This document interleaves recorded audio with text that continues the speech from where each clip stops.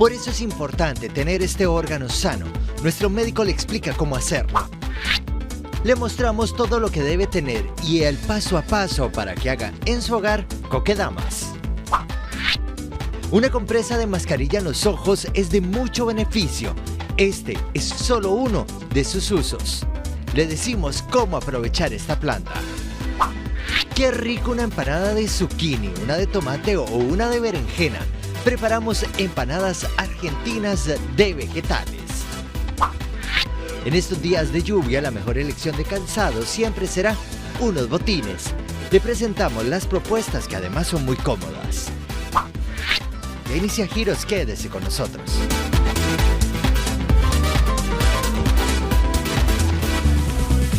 8 de la mañana y 1 minuto, ¿qué tal? Muy buenos días, muchas gracias por acompañarnos. Hoy tenemos un programazo preparado, así que por favor, no se separe de su televisor.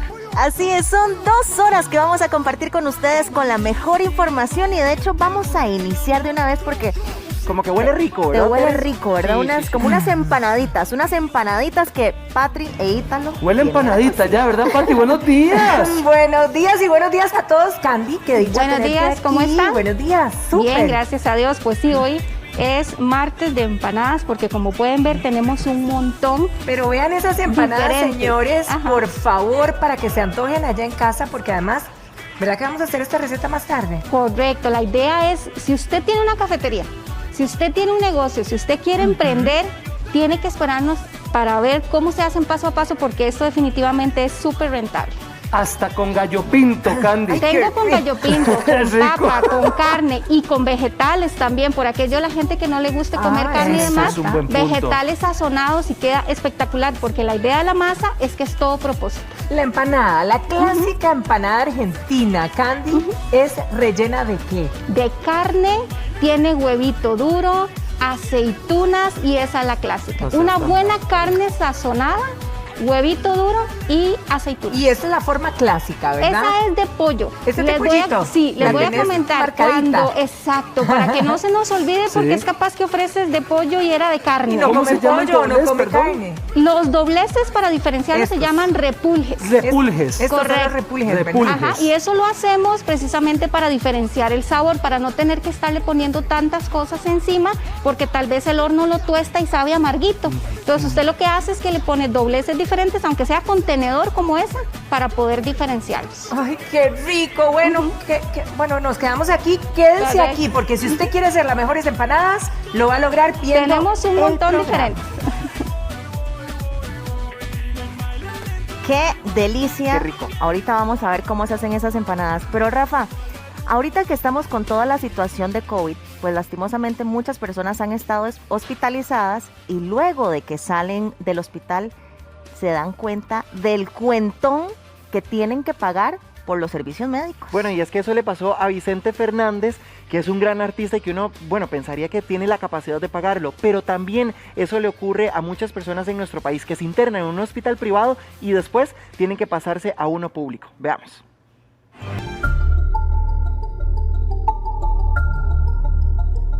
Lo cierto del caso es que los días pasan y la cuenta del hospital de Vicente Fernández sigue sumando.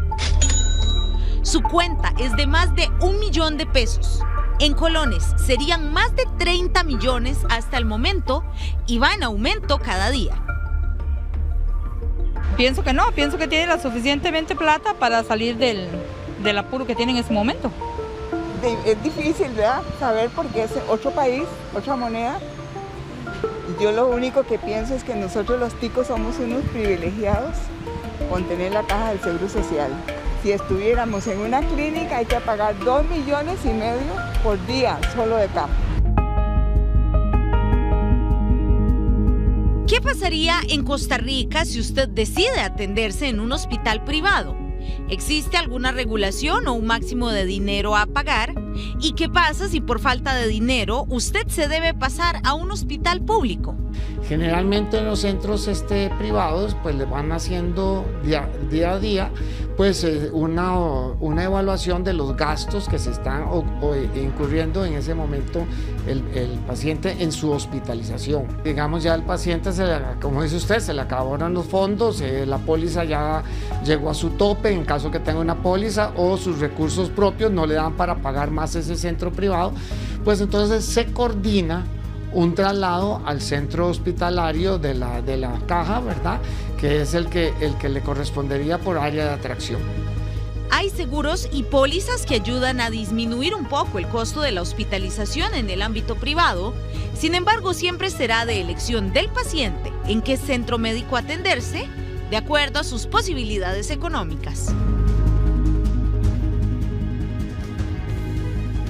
Bueno, situaciones realmente muy convulsas, ¿verdad? Porque cuando se habla de la salud y estamos conversando de que es muchísimo dinero, pero bueno, ahí escuchamos, ¿verdad? Que los doctores van diciendo cuánto dinero hay que pagar para ver hasta qué punto usted puede, hasta qué punto a uno le alcanza, y ya después, bueno, pues tomar la decisión y que ellos mismos coordinen el traslado a un hospital público, ¿verdad? Qué complicado. Tremenda decisión, ¿verdad? Claro. Es muy Tremenda importante decisión. tener el seguro al día, por favor. Sí, Bueno, la billetera. hablemos de otra cosa. Les cuento que yo estuve cerquitica del volcán Arenal y lo vi aquí al frente, lindo. no saben, y en la mañanita, así en el amanecer se despejó completamente. Vean, el llamado de todos los científicos y los expertos es que si van a pasear muy cerca de cualquiera de nuestros volcanes, recuerden que si escuchan o ven algo, por favor, infórmenlo. Así es, esto es lo que dice el Opsicore. Si usted vive cerca del volcán y ve cualquier movimiento, avise de una vez.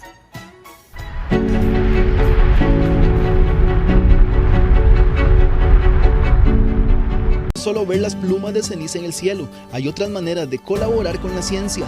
Lo importante para nosotros es que la gente nos indique bien qué percibió, dónde, a qué hora. Esto es lo más importante, porque si no sabemos que alguien fue afectado, pero no tenemos ni idea a qué asociarlo y dónde está la zona de afectación. Esta es la primera cosa. Después, si hay forma de recuperar una muestra, porque cayó ceniza, excelente, pero tiene que ser una muestra que no sea contaminada, entonces no hay que recuperar algo que sea con todo el polvo de la casa al mismo tiempo, por ejemplo. Entonces esto puede ser un poco más complicado. Lo mejor, por ejemplo, es recuperar del techo del vehículo, porque este techo se limpia frecuentemente, entonces ahí es una buena muestra. Y recuperar bastante material en realidad, porque más muestra, más análisis y mejor está el resultado. Entonces, todo esto son cosas que nos ayudan, pero aún si no, tomar una foto de la observación, indicarnos la hora y el lugar de afectación o de observación, son informaciones valuables.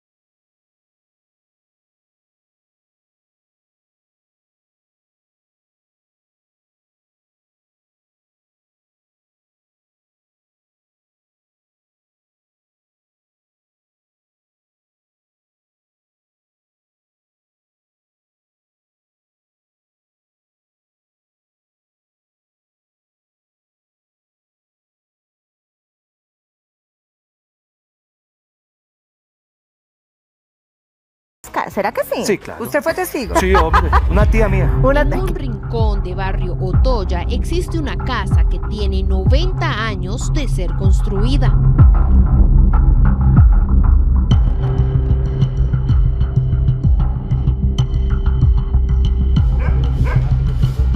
Muchos la suelen llamar como la Casa de los 7 Ahorcados, pero en realidad su verdadero nombre es Casa de la familia Nord-Hoffmann.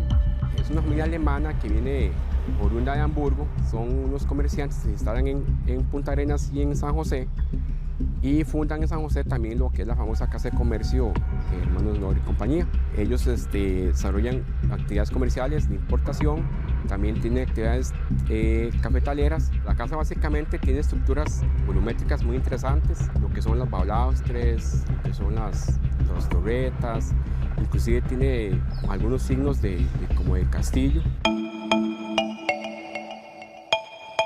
El mito de los 7 ahorcados narra de que don Otto Nor salió de su trabajo, pasó a tomar unas bebidas, él llega ebrio a la casa y entra en un estado de locura y mata a sus 5 hijas, que se supone que habían 5 hijas. Posteriormente mata a su esposa y él por último se suicida ahorcándose, y de ahí el famoso mito de 7 ahorcados.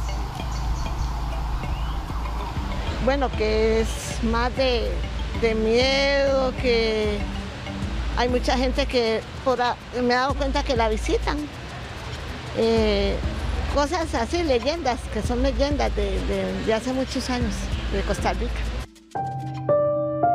Aunque afuera de la casa se vea abandonada, se dice que en la parte interna se mantiene de una forma aceptable. Según gente que se ha hospedado ahí en esa casa todavía asustan, andan como fantasmas. Algo que es preocupante es que la vivienda, muchas personas a título personal hacen recorridos en la ciudad, en Barrio Toya, El Carmen, Aranjuez, Barrio Mon, y cuando vienen a este punto toman de referencia la leyenda y esos recorridos muchas veces son cobrados. Y aquí lo delicado es que toman el apellido o el nombre de la familia, porque la leyenda está en torno a la familia Nor. Entonces ahí también hay un lucro sobre una familia y sobre una historia que no existe. En el 2014, la casa fue declarada Patrimonio Arquitectónico. También a la casa hay que darle otra identidad, rescatar la vivienda para más bien mostrarla como era en su época de belleza, que es lo que la gente conoció cuando la casa estaba en sus óptimas condiciones constructivas. Esta es una joya histórica arquitectónica, testigo de lo que fue Costa Rica a inicios del siglo XX. A mí me da miedillo, sí, yo sí creo que sí pasó, Yo no sé si pasó, pero son esas leyendas urbanas que no hay que ponernos en estas situaciones, porque si están contando la historia, pues por algo será, y si no, pues nos están convenciendo. La mística. Y de ahorcados pasemos una baticocada. Todo con coco sabe más rico. ¡Qué rico! Y justamente para saber de estas preparaciones adicionales con coco, está nuestra compañera Melisa Umaña para ampliarnos la información y no solo de antojarnos. ¡Qué rico, Meli! ¿Cómo estás? Hola, muy buenos días. Vean, si hay una fruta buena para la salud, para regular la presión, antioxidante, con usos cosméticos que le deja a uno la piel hermosa, es el coco.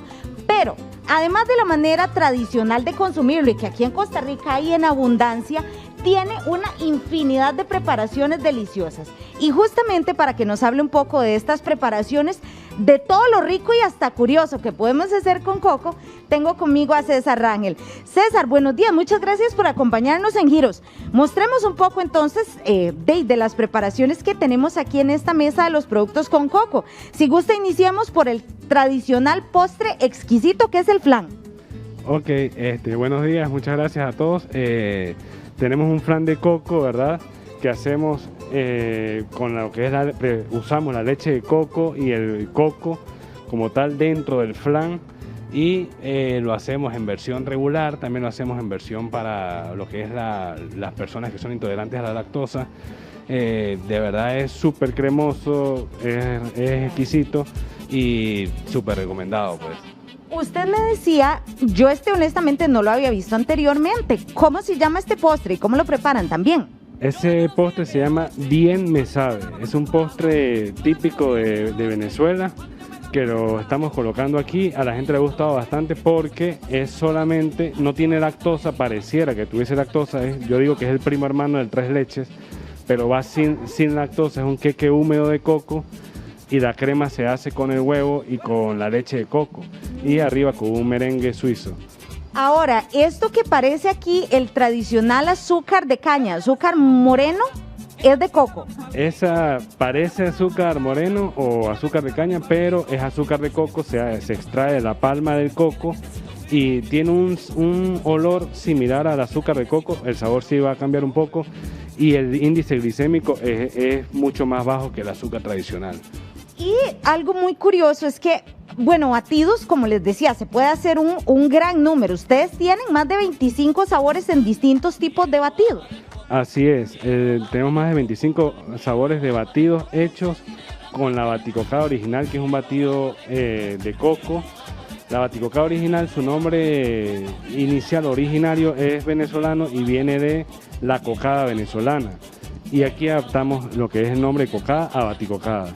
¿Esta cómo la hacen justamente? ¿Qué lleva? Si lleva leche tradicional, ¿cuáles son los ingredientes y cómo le dan esta textura que es muy cremosita? Ok, en primer lugar, la baticocada no lleva leche tradicional, es un batido libre de lactosa, se hace con el agua de coco y la carne del coco, la carne de la pipa, digamos. Exactamente, entonces se hace de esa manera y la cremosidad se lo va a dar la misma pulpa. Por ejemplo, tiene carbón activado, porque el carbón, imagínense ustedes en serio la bomba de salud que puede ser esto, que es agua de coco, la pulpa y carbón, le limpia a uno todos los intestinos. Exactamente, es un batido precisamente para eso, para limpiar, para desintoxicar. Recordemos que el carbón activado de coco, igual que el otro carbón activado, ayudan a eliminar toxinas del cuerpo. ¿Sabe a carbón o tendrá esa textura tal vez como media tierrosita que a veces a uno le dicen cuando se consume carbón? No va a saber a carbón, va a saber a la baticocada original, porque no le aporta sabor, pero en textura sí tiene un toquecito arenoso por la textura del carbón activado. Igual, para la gente que le gusta las tardecitas de café, por ejemplo, algún pancito rico y demás, ¿qué se puede hacer con coco? Pues se pueden hacer muchísimas cosas de las que demostramos hoy aquí. Tenemos las cocadas, las tradicionales cocadas muy conocidas aquí por ustedes los ticos. También tenemos los brigadeiros o cocaditas de coco. Y también tenemos los besitos de coco. También, ¿qué otras cosas se pueden hacer? Hay otra la que es la famosa cocada mechuda, que se hace con el coco y la tapa dulce. César, le pido por favor que me traiga el helado para mostrarlo, que ese es súper curioso también. Y es que el coco no solo en presentaciones dulces. Bueno, vean ustedes la delicia. Ese helado es igualmente 100% a base de coco. Exactamente, es un helado 100% hecho de coco. Con bajo nivel de dulce, no tiene lactosa, es un helado vegano, lo vendemos aquí en la cocotería. Lo tenemos en esa presentación que es 100% de coco y hay otras presentaciones que son la base de ese helado con nibs de cacao, con mora, con vainilla, con yogur, con muchas otras cosas. Para los que les gusta el salado también, que es muy curioso, vean el ceviche de coco bien arregladito con todos los olores, chile, cebolla, limón. Este ceviche de coco, yo digo que nació en COVID y el ceviche de coco es hecho a base de la carne fresca del coco igualmente, culantro, chile panameño, cebolla morada, tiene su toque de leche de coco y su toque de limón. Y lo acompañamos siempre con las galletitas de yuca y fibra de coco. Esas galletitas son exquisitas también y súper saludables. Este ceviche, si uno lo prepara y lo quiere tener en la casa, ¿cuántos días le puede durar así fresquito, en buen estado? Mira, normalmente en buen estado pudiera estar unos 6 días en la casa tranquilamente y es más, a medida en que pasan los días va agarrando un sabor más, se va concentrando más y es muy rico. Importante, este ceviche de coco no tiene pescado para aquellos que son veganos, pero quien quisiera ponerle un pescadito a ese ceviche, se lo puede picar, colocar y lo deja allí a que se termine de cocinar. César, ¿cómo debe estar el coco también para un ceviche como estos? Porque se le ve la textura durita. ¿Cómo siente uno, por ejemplo, no sé, la pipa para abrirla y decir, bueno, ya está en el punto para sacarle la carnita y cortarla? Mira, eso es toda una ciencia auditiva. Nosotros ya al tocar el coco vamos sabiendo más o menos si el coco está para hacer batidos o el coco está pura agua o el coco pudiera usarse para el ceviche, y normalmente está esta textura también, que es una textura suave, y cuando lo consumes, cuando lo muerdes, en tu mente va a pensar que está comiéndose algún calamar o alguna cosa así. Él no se cocina mucho con el limón como para que quede muy suave en el caso de la receta del ceviche. Mira, no, más bien agarra el sabor del limón, absorbe el sabor del limón y de la leche y se mantiene en esa textura, pues no se va a poner más aguado o va a cambiar el sabor. Ahora también, ¿cuál es el manejo de la leche de coco? ¿Cómo la podemos extraer y cómo la podemos almacenar para alargar en lo más que podamos su tiempo útil? Ok. Para extraer la leche de coco, normalmente se hace, esta es una pipa, pero normalmente se hace con el coco ya más maduro. La gente con sus métodos tradicionales la parten, nosotros la abrimos aquí a la mitad, le extraemos la pulpa y con la pulpa pelamos la cascarita que tiene el coco y ahí ya lo pasamos por un procesador con agua hirviendo y obtenemos la leche. Y la leche la pueden usar en recetas como el rice and beans, el pollo caribeño, la pueden usar en batidos, la pueden usar en muchísimas cosas. Por ejemplo, aquí tenemos un café con leche de coco que es para las mañanas, es súper saludable, pues. Muchísimas gracias, César, por toda la información. Vean, yogur de coco, mantequilla de coco, harina, helados, ceviche, son decenas las presentaciones que usted puede elaborar en recetas y demás con esa fruta tan maravillosa. Anímese, prepárela y va a disfrutar también de beneficios para su salud. Meli, qué buenas ideas, increíble la variedad y la riqueza, ¿verdad? Que tiene el coco y con la que lo podamos combinar también, así que buen provecho para ustedes. Pero ahora saben que vamos a hablar de todas aquellas personas que a lo mejor tienen sobrepeso, tienen problema con el azúcar, tienen problema con las grasas, porque saben que hay que ponerle alerta roja a ese hígado. Por eso hoy está con nosotros el doctor Esteban Ruiz. Doctor, muy buenos días, bienvenido. Buenos días, muchas gracias. Quizá, doctor, para estar en contexto, ¿verdad? ¿Qué relación tiene el hígado, el páncreas y la vesícula en su funcionamiento? Bueno, anatómicamente, el hígado es una glándula que podríamos decir que es la fábrica química del cuerpo y está ubicado en el abdomen superior hacia la derecha, esta glándula que vemos acá. La vesícula se ubica debajo del hígado, es este pequeño órgano importante porque es un reservorio para la bilis y es indispensable la bilis para una adecuada digestión. La bilis se produce en el hígado dependiendo de ciertos químicos que se secretan a la hora de comer, a la hora de que entra el alimento al estómago, se secretan ciertos químicos que dan la señal de inicio para que se produzca bilis y se evacúe la vesícula al intestino. El páncreas no sale en esta imagen, pero el páncreas es una glándula que está detrás del estómago, que es este que marco con X. Detrás del estómago, hacia la espalda, es un órgano bastante oculto, está el páncreas. El páncreas es otra glándula que produce específicamente enzimas para la digestión, ya sea proteínas, grasas o carbohidratos. Doctor, cuando la gente, digamos, registra, manifiesta un dolor así como las costillas, como abajo de las costillas en el lado derecho, ¿verdad? Sí. Y que duele, ¿puede estar alertando alguno de estos órganos, algún problema en estos órganos que usted menciona? De los 3 órganos que acabamos de mencionar, el que con mayor frecuencia duele es la vesícula. La vesícula es el que con mayor frecuencia puede doler. La mayoría de los dolores en la vesícula son inflamatorios y son consecuencia de un problema obstructivo. Llámese piedras como el más frecuente, que se conocen como litiasis en lenguaje médico, o piedras popularmente hablando. Estas piedras pueden alojarse en cualquier parte donde se produzca bilis, pero sobre todo tienden a producirse aquí, en el fondo de la vesícula. Cuando estas piedras, vamos a pasar de imagen para que lo vean mejor. Cuando estas piedras se forman en la vesícula, digamos, estamos en un hígado sano, aquí estamos en otra parte. ¿Este es el hígado? Este es el hígado, este es un hígado sano. Okay.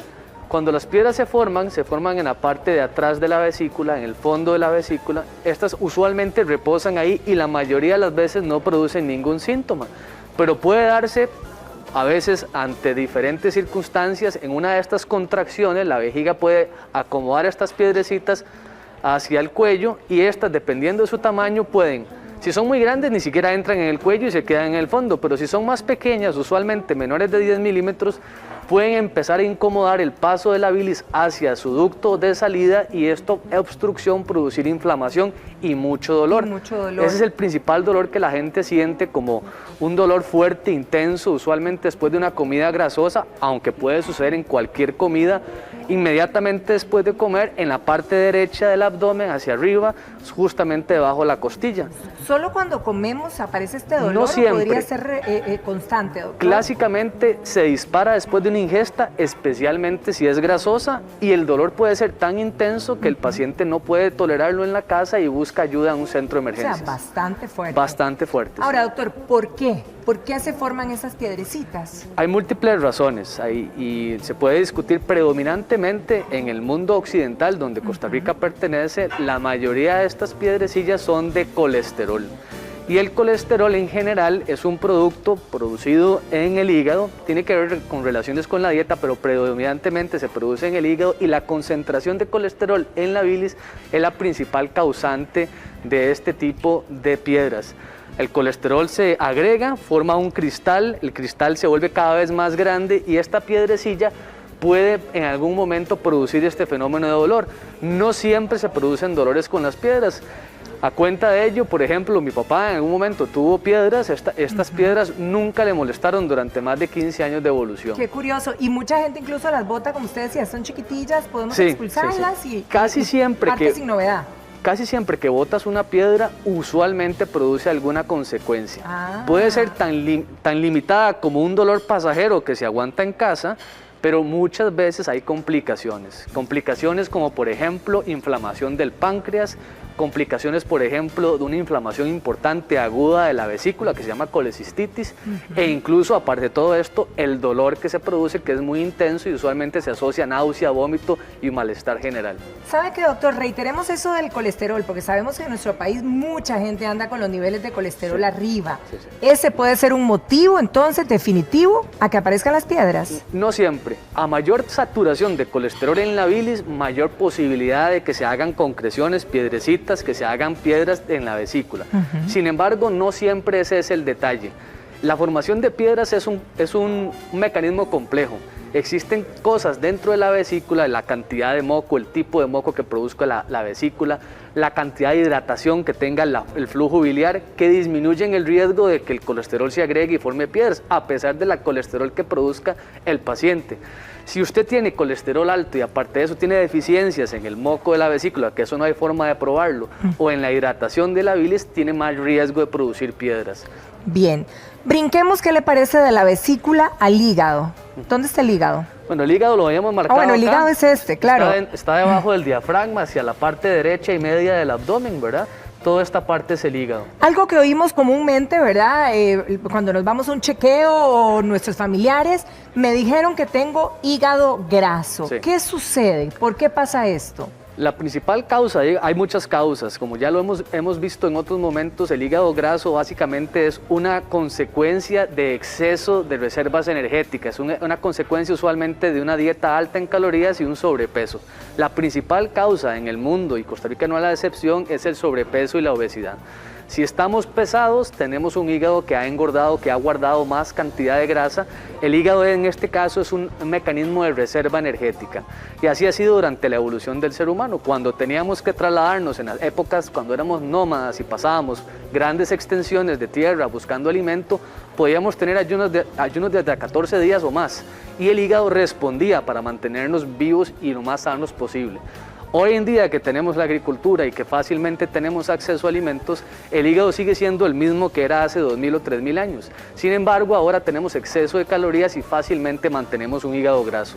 El hígado graso per se, por lo general, es una patología simple en la cual no hay consecuencias, pero 1 de cada 4 pacientes con el hígado graso puede, además de tenerlo graso, inflamar el hígado. Y es cuando se vuelve un problema, es cuando se vuelve una condición médica, y lo importante es que es silenciosa, es decir, el paciente no le duele nada, no se da cuenta de que tiene el hígado graso, no manifiesta ningún problema de salud, hasta que después de muchos años, y cuando digo muchos me refiero a un par de décadas, empieza a tener transformaciones en su hígado y se convierte en cirrosis, que es justamente el proceso eso sí es peligroso. que vemos acá. Un hígado más pequeño, un hígado irregular en su superficie, de bordes toscos, con múltiples nodulaciones, como se ven aquí en la ilustración, ese hígado ya no funciona tan bien. Ese hígado viene, digamos, siendo un hígado renco. Y en cualquier circunstancia, por ejemplo, una sepsis, una infección de cualquier tipo, podríamos tener consecuencias mayores al tener un hígado enfermo. Claro.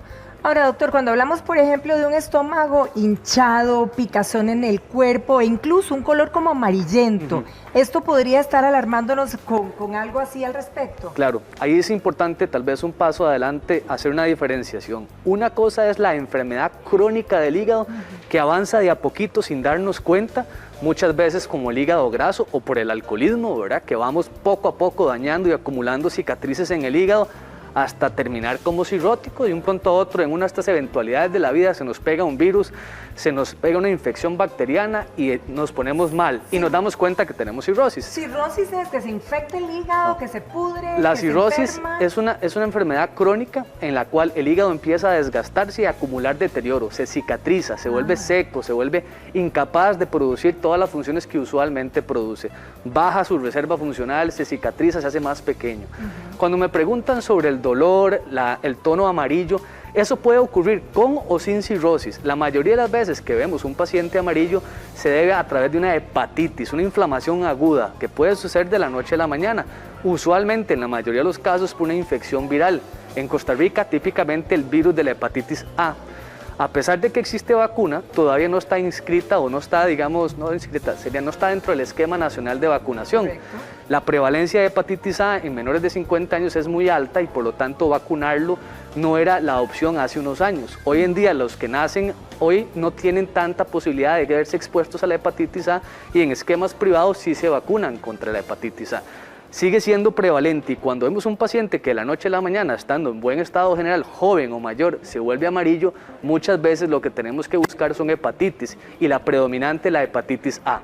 Bien, doctor, cuando hablamos, por ejemplo, de personas sanas, entre comillas, es decir, muy activas, con muy buena alimentación, ¿pudiéramos pensar que alguno pudiera tener hígado graso?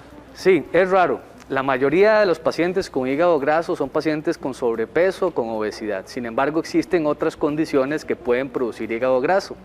Hay condiciones genéticas que son factores no modificables con los que nacemos, simplemente los heredamos de papá o mamá o es una mutación con la que nacemos y nos producen hígado graso, como por ejemplo la hemocromatosis, que es una enfermedad que tiene que ver con el acúmulo de hierro en el hígado. Puede ser la enfermedad de Wilson, que es otra enfermedad que nacemos con la mutación y tiene que ver con el acúmulo de cobre en el hígado. Puede ser una hepatitis autoinmune, que es una enfermedad rara pero todavía prevalente, donde hay una autoinmunidad, el cuerpo, el sistema de defensa ataca al hígado y cualquiera de estas tres puede empezar con un hígado graso, sin ninguna otra manifestación más que un hígado graso. Por eso cuando tenemos un paciente con hígado graso, siempre hacemos una revisión de diferentes cosas que podrían explicar el hígado graso. Si bien es cierto, más del 90% es por sobrepeso, existe un porcentaje no despreciable, entre el 10 y el 15%, de otras entidades que podrían incluso disfrazarse dentro de una sobrepeso o obesidad. Por ejemplo, relación con diabetes, si una persona no es diabética o si una persona del todo no tiene colesterol, lo tiene óptimo, ¿verdad? Sus niveles, ¿pudiera tener hígado graso? Claro, si tuviera Wilson, enfermedad por hemocromatosis, hepatitis autoinmune. Son miles de situaciones y posibilidades, son muchísimas. Doctor. Lo más importante cuando el diagnóstico de hígado graso usualmente nos damos cuenta por alguna imagen médica, usualmente un ultrasonido. El paciente se hace un ultrasonido en un chequeo general y sale con hígado graso, no le duele nada, se siente bien e incluso el resto de los laboratorios que le hicieron en el chequeo salen normales. Ok, a la hora de hacer ese ultrasonido y uno sale de la prueba y le dicen, bueno, lo tienen nivel 3 o lo tienen nivel 4 o no sé qué niveles hay. Exacto. ¿Cuál es la diferencia, doctor? Radiológicamente el diagnóstico por ultrasonido de un hígado graso es subjetivo. Eso quiere decir que depende de la experiencia y la experticia que tenga el médico radiólogo o el que ejecute el ultrasonido. Entonces, usualmente para uno darse cuenta si el hígado es graso o no, se compara con otras estructuras. Se comparan con estructuras vasculares, también como el riñón, entre otras estructuras como el vaso. O sea, hay una comparación. Uno espera que el hígado sea más opaco, no brille tanto, no se ponga tan blanco al ultrasonido como el vaso, como el riñón o como algunas estructuras vasculares. Cuando esto se empieza a perder y el hígado se empieza a aparecer, estas estructuras, uno sabe que tiene grasa. Dicho esto, el ultrasonido, si bien es la principal herramienta con la que contamos para saber si el hígado está graso, Correcto. el ultrasonido solo detecta cuando el hígado tiene al menos 25% de su volumen con grasa, pero lo normal es debajo del 5%. ¿Y eso cómo lo vemos? No hay forma expedita de verlo. Podemos hacer estudios muchísimo más costosos, pero no vienen siendo efectivos o costo efectivos hacerlo. Entonces, lo que quiero decir es que tampoco porque nos digan que un hígado es graso o no es graso en el ultrasonido, podemos seguir teniendo sobrepeso o obesidad. Bien, vámonos entonces ahora al tema de que sí, tengo hígado graso, pero usted bien decía que un gran porcentaje de estas personas pues no tienen consecuencia alguna, digamos, con el tener hígado graso, que un leve porcentaje es el que pudiera tener consecuencias, ¿verdad? Sí. Por otros sentidos. Ahora, ¿hay manera de curarlo? Es decir, si me dicen, Patricia, usted tiene el hígado graso, ¿qué hago? Sí. Lo primero es encontrar la causa. Digamos, una persona que tenga buenos hábitos de alimentación, que mantenga un peso ideal, que tenga un hábito de actividad física, que no sea sedentario y sale con hígado graso, tenemos que abocar nuestros esfuerzos a ver si no hay un problema metabólico, si no hay un problema genético como las enfermedades que mencionáramos, y si encontramos la causa, pues atacar la causa. Cada una de estas enfermedades que mencionaba, el Wilson, la hemocromatosis, las mismas hepatitis virales o incluso la enfermedad por alguna otra causa de deficiencia en el hígado, pueden tener un tratamiento específico. Si encontramos la causa, damos el tratamiento específico. Que si no encontráramos la causa, que a veces sucede, Exacto. y no es algo tampoco atípico, hasta un 10% de los pacientes, a pesar de nuestros mejores esfuerzos, no encontramos causa, incluso con biopsia incluida. Lo más importante es seguirlo en el tiempo, porque no por tener hígado graso significa que vas a tener un problema de salud mayor. Sin embargo, si vamos siguiéndote en el tiempo y vamos encontrando que va avanzando, lo que no fue positivo en un momento puede positivizarse en un futuro, y eso lo sabemos muy bien los médicos, por eso el seguimiento médico es muy importante. Lo que hoy no aparece y sale negativo, tal vez en un mañana, 6 o 12 meses después, salga positivo, y lo que no entendíamos al principio lo entendemos a final de año, ya con marcadores positivos. Claro. Y por eso es importante el seguimiento médico. Ahora, doctor, cuando hablamos de toda esta situación del hígado, ¿hay alguna manera que ciertos síntomas o situaciones puedan confundirse con algún problema gastroenterológico? Con respecto al hígado, Sí. bueno, sí, claro, la ictericia, que es el color amarillento que mencionabas hace preguntas atrás, no solo se da por problemas del hígado. Por ejemplo, existen problemas hematológicos que tienen que ver con la sangre, que pueden verse como el color amarillento. Y hay diferentes enfermedades genéticas, unas muy conocidas como la drepanocitosis, que puede dar perfectamente crisis.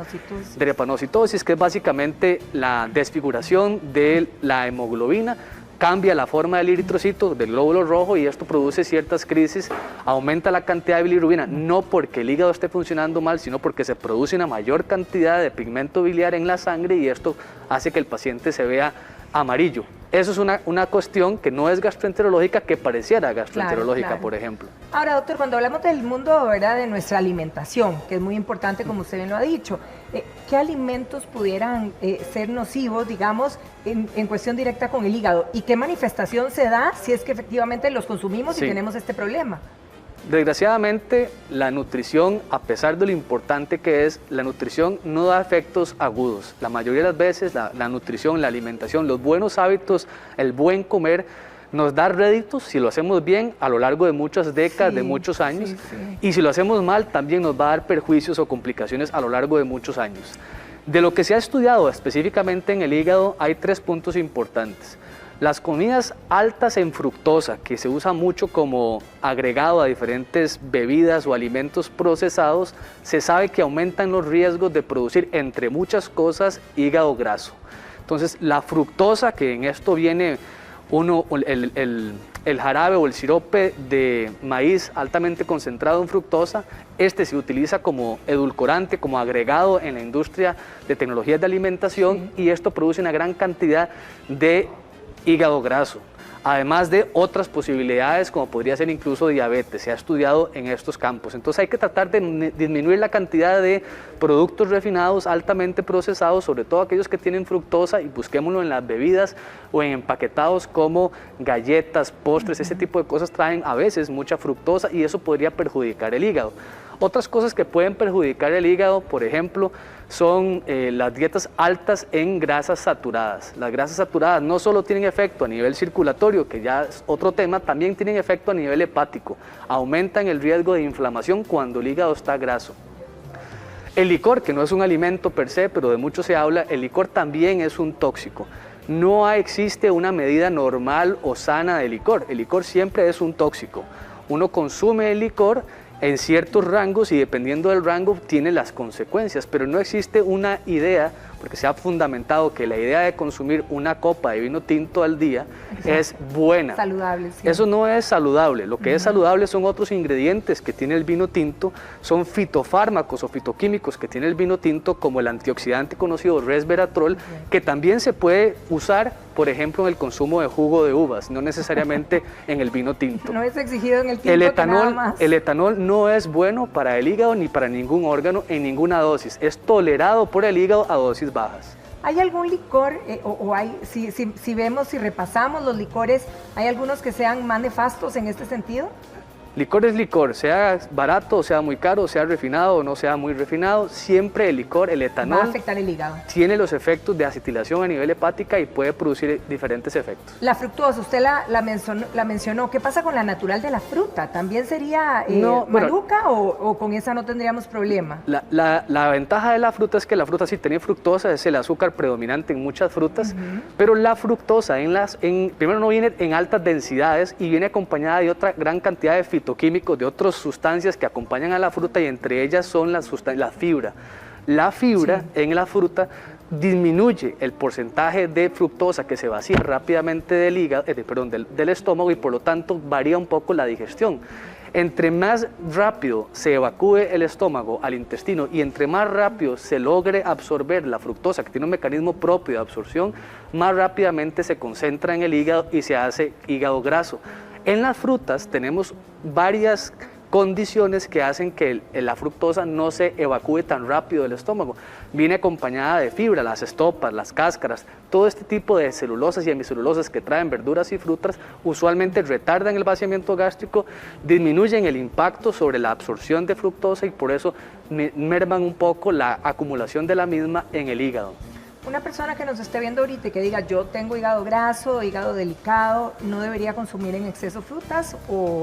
Lo primero que tiene que hacer es buscar la mejor calidad de vida en cuanto a ejercicio, empezar a caminar todos los días 5 veces por semana, por lo menos 30 minutos, buscar apoyo con un nutricionista, un especialista en nutrición que lo puede conseguir en la seguridad privada o en la seguridad social y ahí enterarse de cuál es la pauta de alimentación. Por lo general las frutas no son un problema si vienen dentro de ciertas pautas. Ahora hay que ver no solo si tiene hígado graso o no, si es diabético por ejemplo y la condición socioeconómica, si le permite o no comprar cierto tipo de alimentos. Sí, claro. En esa perspectiva un poco más integral, el nutricionista le puede ayudar a ver qué comidas podría ir a adquirir tal vez en la feria del agricultor local para suplir bien sus necesidades. Si nos referimos a proteínas como carnes, ¿verdad? Carnes rojas, blancas, ¿cuáles son las óptimas en esta dieta? Bueno, mucho se ha escrito, no específicamente del hígado. Sabemos que hay otras áreas del cuerpo donde se han visto que los nitritos y otros componentes de los embutidos podrían ser perjudiciales a largo plazo, sobre todo han sido vinculados con la presencia de ciertos cánceres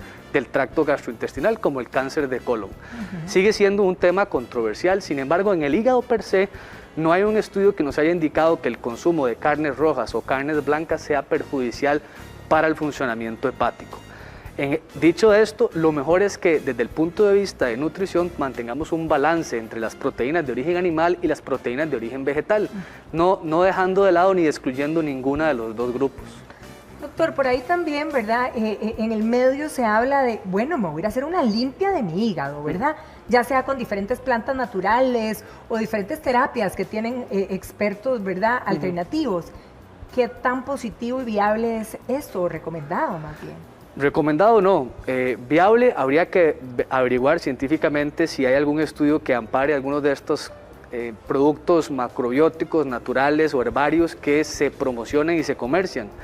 La gran diferencia entre lo que es la medicina nuestra con método científico y la medicina natural muchas veces es que los naturalistas no presentan evidencias a ninguna agencia farmacéutica que nos diga si efectivamente lo que ellos dicen que hace, se hace. Cuando yo le doy un medicamento a un paciente, yo sé la dosis a la que se la doy, fue probada en diferentes miles de personas, sé lo que hace y sé lo que no hace. Sé un beneficio medido y sé un perjuicio también medido. En la parte natural eso es un misterio muchas veces y se amparan muchos de estos personas que hacen ventas de estos productos en algo comercial, o sea, es un negocio. Y si uno mira lo que es la parte económica en el negocio naturalista, esto viene creciendo desde hace años, décadas, sobre todo en Estados Unidos, donde es donde más se comercializan estos productos, y no necesariamente detrás de estos supuestos medicamentos hay un recurso de evidencia que nos diga efectivamente esto sirve. Entonces podemos estar botando la plata perfectamente. Así que mucho cuidado. Sí. Ahora, doctor, cuando hablamos de personas que están con tratamientos, ¿verdad? Ya sea por enfermedades crónicas o están tomando medicinas por ABC motivos, ¿el hecho de tomar ciertos medicamentos puede tener alguna influencia con mi hígado? Sí, claro, claro. No hay almuerzo gratis, en medicina lo sabemos bien y por eso hacemos estudios de los fármacos. Los fármacos tienen beneficios y tienen perjuicios. Los perjuicios usualmente son menos que los beneficios, dependiendo de la indicación médica, pero todo fármaco tiene efectos adversos. Por ejemplo, el uso de amiodarona, que es un producto muy importante para el control de arritmias en muchos pacientes que tienen arritmias cardíacas, se les utiliza un medicamento que se llama amiodarona. La amiodarona tiene la posibilidad de producir hígado graso. La mayoría de los hígados grasos por amiodarona no pasan a más, no producen esteatohepatitis o una inflamación del hígado, ni mucho menos deterioro o la cirrosis. Sin embargo, hay un grupo de pacientes que si se sigue en el tiempo, el médico que le está prescribiendo la amiodarona puede notar ciertos cambios y si los nota, inmediatamente cambia el medicamento. Ahora, doctor, si por ejemplo yo tengo hígado graso, ¿mis hijos van a ser propensos a tener un hígado graso o esto básicamente depende de mis hábitos? Bueno, eso dependerá de la causa del hígado graso. Por ejemplo, si nos vamos a la mayoría de las causas, que es el hígado graso metabólico por aumento en el consumo de calorías, sobrepeso y obesidad, la mayoría de los pacientes, aunque tengan papá o mamá con hígado graso, si no llegan a sobrepeso o obesidad, puede que no tengan, la mayoría de las veces no van a tener hígado graso, porque el hígado graso de sus padres es por obesidad o por sobrepeso. Sin embargo, sí es cierto que hay ciertas condiciones, entre ellas la misma obesidad, tiene factores genéticos no modificables, tiene factores con los que usted nace, que usted hereda de padre y madre, y esa es, digamos, su genómica, ese es su ADN, y le da una vulnerabilidad, una susceptibilidad a tener aumentos de peso. Ahora, usted también comentaba ahora, ¿verdad?, que el hecho de que mi hígado se haga graso es en un lapso de tiempo, ¿verdad? Por diferentes hábitos o por diferentes situaciones que se den ya físicas. Pero, ¿qué pasa si me dan el diagnóstico, tiene hígado graso, pero yo quiero hacer la tarea de verdaderamente corregirlo? ¿Puedo curar mi hígado graso y llegar a un nivel óptimo? ¿Cuánto tiempo me puede tomar esta tarea? Sí se puede. Y de vuelta al ejemplo del problema de hígado graso acompañado del sobrepeso y la obesidad.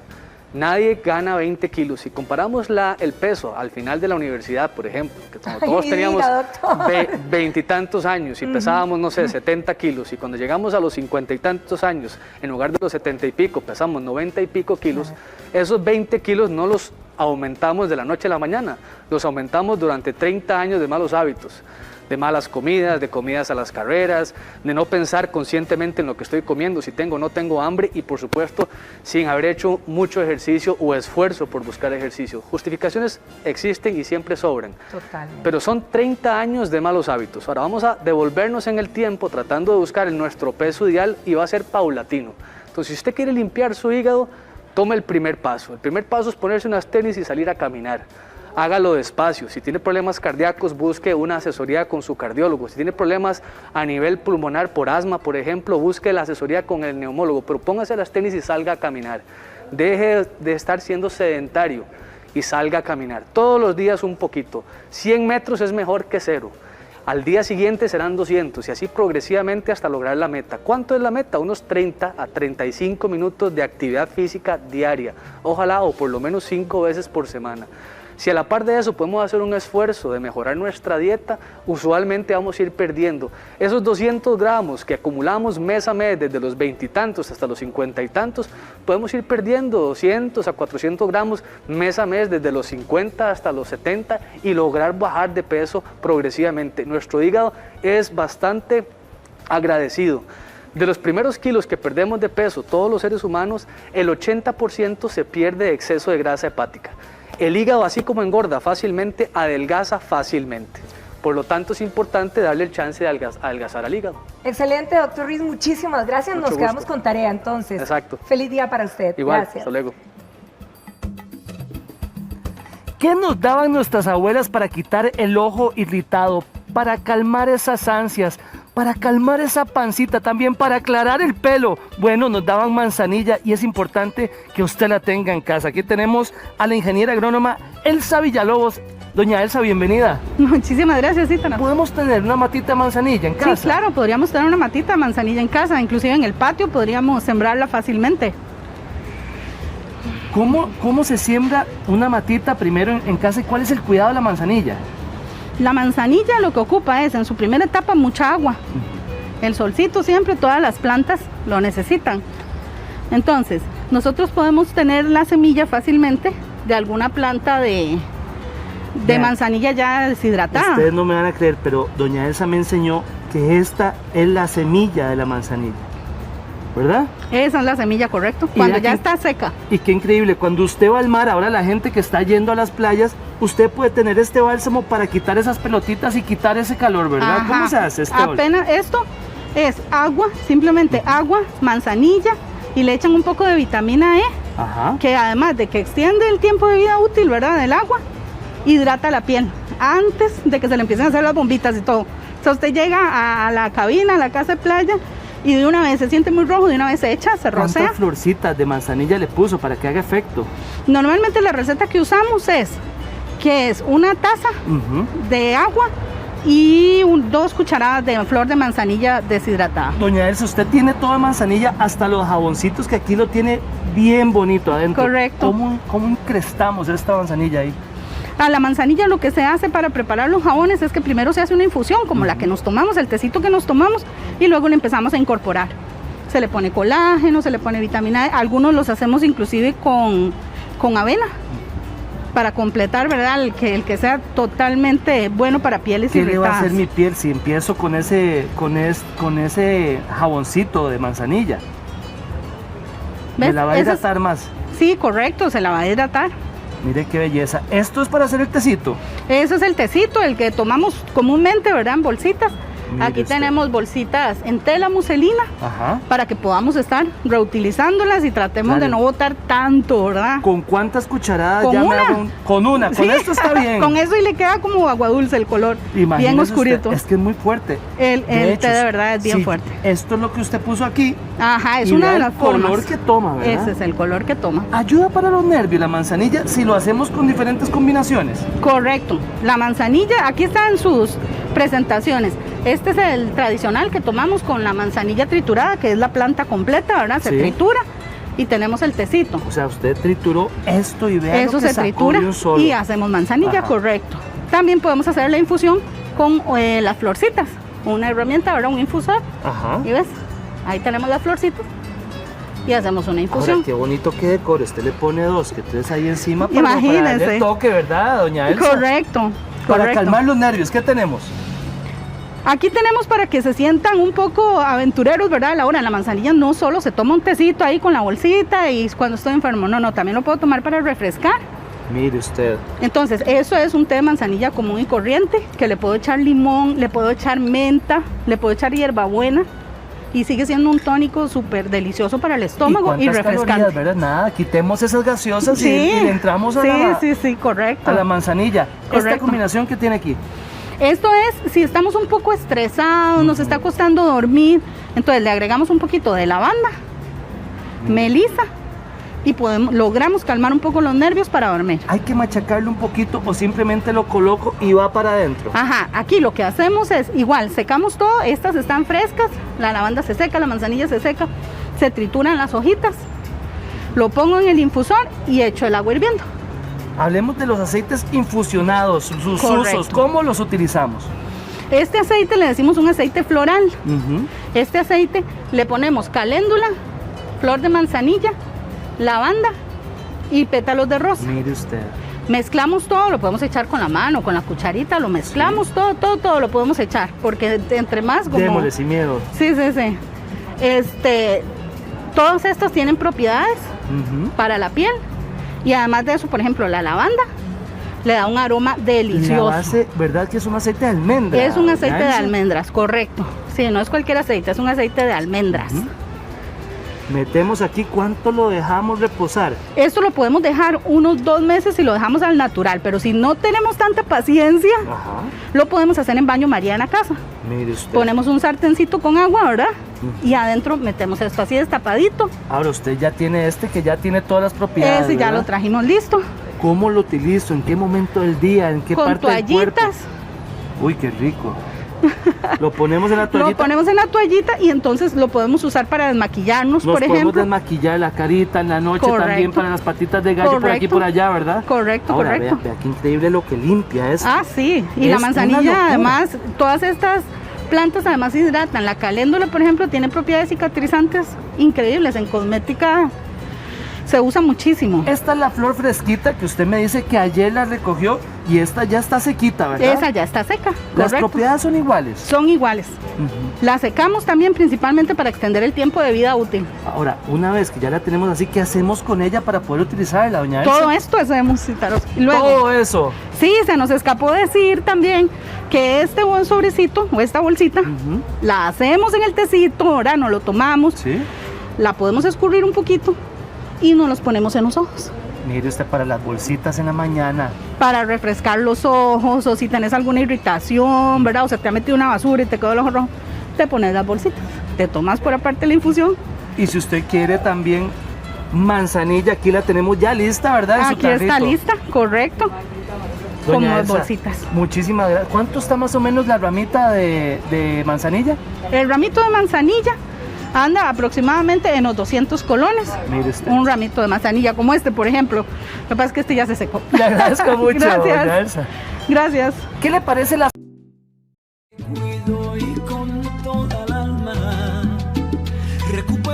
Bien, momento de informarnos, doña Jennifer. Muy buenos días. Muy buenos días. ¿Cómo estás, Patri? Divina, como siempre. Ay. Hoy tenés una energía preciosa. Me encantó, ¿viste? Ay, qué linda. Vamos ¿Qué con las pasa? noticias, Dime que no, como lo hablamos positivo. ayer, más o menos, porque las lluvias van a mermar un poquitito. Seguimos bajo la En buena influencia hora. de la zona de convergencia intertropical, pero ahora más bien queremos hacer un conteo de todo lo que se tuvo que atender el día de ayer por parte del Cuerpo de Bomberos. 22 emergencias por temas eléctricos y también 27 rescates o recuperaciones entre ayer y hoy, y uno de los lugares donde más afectación se ha presentado es en Bijagua. La Comisión Nacional de Emergencias está reportando afectación para 5 cantones y mantiene la alerta amarilla en el Pacífico Central y Sur. Bueno, esperemos que verdaderamente bajen, pero no hay que descuidarnos, ¿verdad? Exactamente, la advertencia se hace porque la zona de convergencia intertropical sigue. Vamos a irnos ahora al campo internacional. Ayer me preguntabas por esto de Afganistán, sí. Exactamente. Vamos a irnos ahora porque Estados Unidos se adelantó por un día esa desocupación que estaba haciendo ahí en Afganistán, y lo que está sucediendo es que ya los talibanes toman el control del aeropuerto de Kabul. Era el último reducto que les quedaba por recuperar, y así empieza el día número 1 de dominio total talibán, sin la presencia ya de Estados Unidos tras su polémica retirada con disparos al aire y todo. Patricia, los talibanes celebraron su victoria. 20 años después vuelven a tomar el poder los talibanes. No sabemos qué va a pasar, no sabemos qué viene.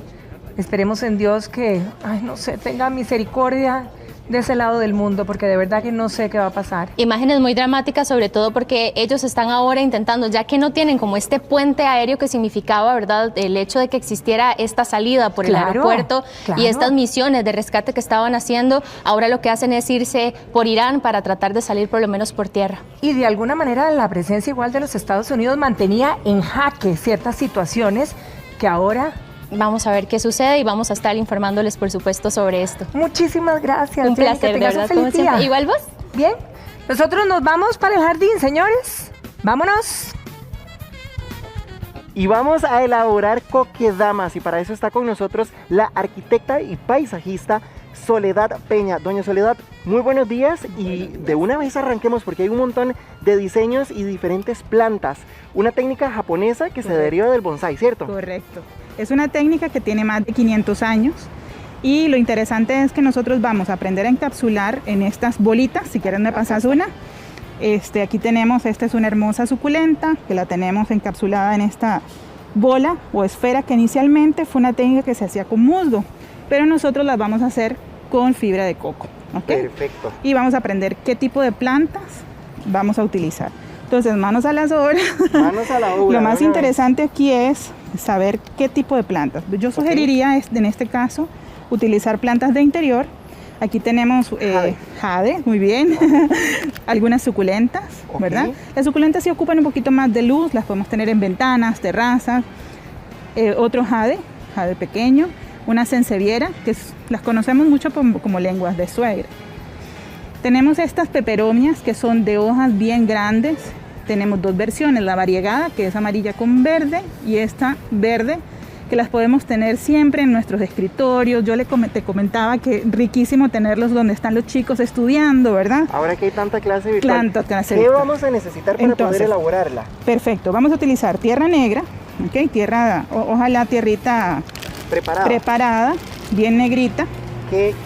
Y esto que tenemos aquí es una bolsa. Lo que hice fue cortar una bolsa de supermercado, porque esto nos va a ayudar a hacer el encapsulado o darle la forma. ¿Okay? Entonces, voy a utilizar este recipiente y vamos a ir como haciendo una masa. Exactamente. Tenemos tierra negra. La interesante de esta... Esto es un abono, ¿verdad? Esto es un abono. Esta técnica lo que permite es tener en esa cápsula un sustrato donde se va a desarrollar la planta. Entonces, este abono lo preparamos en casa y lo que tiene es borra de café y cáscara de huevo. Que eso todos lo tenemos, en realidad. Que eso, ¿quién no se toma el cafecito en la mañana, verdad? El desayuno. El desayuno. Eso lo incorporamos a la base, al sustrato. Le vamos a colocar fibra de coco pulverizada. Esto me va a ayudar a que sea un poco más porosa, ¿verdad? Y posteriormente vamos a utilizar este otro ingrediente, que este viene de allá de por donde yo vivo, del salitre, y es arcilla. Lo que hago es ponerle un poco de agua.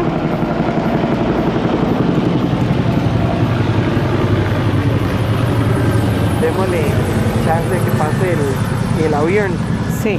Y aquí empezamos a revolver. Bueno, lo que va a hacer la arcilla entonces es ayudarnos a que se haga un poco más masudo. Masudo, exacto, y le dé una consistencia mejor. Siempre procuremos a colocarle algún abono orgánico, porque es lo que le va a aportar nutriente a la esfera, a la planta. ¿Cuánto tiempo puede permanecer la planta así? Esa coquedama puede durar un año, ¿ok? Porque y ya al año uno debería de cambiar la esfera. Tierra. Exacto. Y también podemos hacer, a los 2-3 meses, podemos hacer un sumergimiento en agua con algún tipo de abono foliar o granulado. Ya yo te voy a explicar esa otra parte. Vamos a armar esto primero. Y te comentaba al inicio que esta técnica se utilizaba mucho en sustitución del bonsái, porque el bonsái pues lleva mucho más trabajo. En el bonsái usted tiene que estar cortando raíces. Ahora, al igual que en el bonsái, hace que su crecimiento se detenga. Se paraliza un poco, sin embargo, no la vamos a mutilar, ¿ok? Aquí lo que voy a hacer es, voy a elegir una planta, en este caso otro jade. Voy a separar de la maceta de esta manera. Y voy a soltar toda la tierra. Hasta llegar a la raíz. Hasta llegar un poco a la raíz. Esta tiene bastante raíz, pero ya siento que está estable, sólida, ¿ok? Y aquí empiezo a hacer esta otra parte. Coloco, no se preocupe. Voy a ponerlo aquí. Colocamos la planta sobre esta base de plástico, gracias. Y lo que vamos a hacer es abrazar esta raíz, ¿ok? La abrazamos. Bueno, vamos reutilizando. Y vamos reutilizando porque dejamos una parte de la raíz allí y lo que hacemos es abrazarla. Fíjate que allí ella va a tener, nosotros no estamos comprometiendo la raíz, la seguimos manteniendo y posterior a eso hacemos lo siguiente. Para darle la forma. ¿Ves? Ok. Esto es muy importante porque sin la bolsita difícilmente podemos trabajar con la agilidad que podemos dar y tener. Si vas tocando, ella va agarrando. Tócala para que veas. Perfecto. ¿Ves? Se ve bastante sólida. Y además está bien compacta, bien que es compacta, muy importante. Exacto. Posteriormente a eso, nosotros nos va a quedar esta bolsita, la podemos tener ahí un día. Generalmente lo dejamos reposar un día para que ella realmente se amalgame, ¿verdad? Después la descubrimos. Al día siguiente. Al día siguiente. Y vamos a hacer lo siguiente. Ya ahora yo me voy a sacar los guantes. Okay, vamos a cambiar esto de posición. Y ya al día siguiente, para que también la tierra esté un poco más seca y esté más compacta. Está más compacta. Entonces vamos a proceder a trabajar con este otro ingrediente, que es la fibra de coco. La fibra en mecha. ¿A dónde puedes conseguir una Mira, fibra? te comentaba que lo puedes conseguir hasta en el supermercado. Ah, ok, es muy fácil. En supermercado, en un vivero, ¿ok? Y la fibra de coco lo que va a hacer es que cuando ya tenemos la esfera lista, ¿verdad? Ustedes la ven, esta ya tiene varios días. Y está lo suficientemente compacta, ya ahora sí para poner la fibra. Empiezo a ponerle la fibra. Ok. Y lo que hago es simplemente con las manos, y aquí sin guantes, ir sintiendo toda esa textura de la planta y le voy dando la forma, ¿ok? Una vez que yo ya tengo la fibra de coco bien cubierta la base, puedo hacer lo siguiente. Con hilo nylon voy a dándole unos amarres, ¿ok? Para que me quede compacto. Y una vez que tengo la fibra de... Voy a sacarle esta ahorita que se me zafó. Una vez que tengo el nylon puesto con más seguridad, empiezo a hacer estas envolturas que le van a dar un aspecto un poquito más estético y le van a dar un amarre más fuerte a la fibra de coco, y estoy generando una maceta orgánica. Una maceta orgánica natural que además, doña Soledad, por ejemplo, en esta que tenemos acá tiene una mallita adicional para que de esta forma la podamos guindar inclusive dentro de la casa. Exacto, ¿verdad? esas las podemos tener, las podemos guindar, podemos utilizar diferentes platos o bases. Generalmente se sugiere que tengan una base, ¿por qué? Porque ya vamos a ver una parte que es importante. Bueno, ustedes aquí se entretienen dándole vuelta, pasan para un lado, para otro y van viendo cómo se va formando. ¿Ok? Ese es el paso 3. Cuando ya nosotros tenemos nuestra kokedama en la casa, las tenemos que regar, ¿verdad? Es muy importante. Entonces, para que se mantengan siempre pásame verdes. La tuya. Esta. Que fue la que te gustó. Okay. Un indicador interesante es cuando el amarre está seco o cuando no pesa tanto, ¿ok? Entonces tómale el peso ahora. Sí, es muy liviano. Es muy liviano. Aquí yo me doy cuenta que ella necesita agua. Y la metemos, la sumergimos y vas a ver que van a haber unas bolitas. ¿Cuánto tiempo la tengo que mantener? La puedes tener 1 hora, ¿ok? Allí. Y después simplemente la sacas. Y ella solita escurre. Y ella escurre, ¿ok? Eso lo vamos a dejar probablemente 1 hora. Y ahí ella va a absorber la arcilla, la tierra, todo eso se va a humedecer y simplemente después la sacas y la escurres. ¿El tiempo en el agua va a depender del tipo de planta o todas deberían de permanecer 1 hora más o menos por el tipo de la maceta? Sí, 2 cosas. El tipo de planta es importante. La suculenta es una planta que mantiene agua en el espacio interno, entonces probablemente esta pueda durar un poco menos, media hora. Tú lo vas midiendo por el peso. Y la sansevieria es una planta que casi no ocupa agua, entonces estas son súper recomendables para tener en espacios internos, para tener sobre un escritorio y duran un poco más sin tener que poner tanta agua. Para los que se nos podría olvidar también ponerle un poquito de agua. Sí, pero es un divino regalo. Fíjense que aquí tenemos estos platitos que también están hechos en arcilla. Y la vistosidad la acompañas de algún elemento físico abajo para que sea un poco más decorativa. Ahora, doña Soledad, el ponerles el agua o regar la planta va a depender del peso y no precisamente del tiempo, como que yo diga 1 vez a la semana, sino que yo lo voy calculando según vaya sintiendo la pesadez de la planta. Digamos, hay días que tú vas a ver que hay demasiada humedad relativa, tenemos mucha humedad en el ambiente y no va a ser necesario tanta agua, ¿ok? Si tú sientes que tu kokedama está demasiado, es más, las hojas también te lo van a ir dando, pierden brillo, se empiezan a poner un poco resecas, no dejemos que llegue a ese nivel, tomémosle el peso porque vas a ver, eso se siente demasiado en el peso. Y indicaciones de dónde tenerlas, en escritorios, bueno, inicialmente se utilizaban en la ceremonia del té, entonces eran como, en esa ceremonia siempre había que tener elementos naturales. Y era muy lindo tener una kokedama. Claro, ¿ya? Engalana. Doña Soledad, muchas gracias por acompañarnos. el estrés, el dolor y el licor pudiéramos asociarlo directamente a nuestra presión arterial. ¿Sabían ustedes esto? Bueno, hoy vamos a profundizar en el tema y vamos a analizarlo y lo vamos a hacer de la mano del doctor Luis Espinosa. Doctor, hola. Como siempre, un placer tenerlo aquí en nuestra casa. Muy buenos días. Gracias, Patricia, un placer estar acá. Doctor, es que uno dice, ¿qué puede desencadenar definitivamente, verdad, que la presión se nos altere o cambie el ritmo que ha tenido durante un tiempo de nuestra vida? Claro, verás que me gusta mucho el tema y quiero aprovechar hoy para hacer una desmitificación, digámoslo así, del tema de la presión arterial, porque esto es muy común. La presión la gente tiende a verla como un valor fijo, un valor que no se mueve y que siempre les han dicho es 120/80 y etcétera. Sí. Pero realmente la presión arterial es una variable y tal vez esa es la forma más apropiada de mencionarla, porque varía entre rangos, incluso en una persona que no tiene ningún problema con la presión.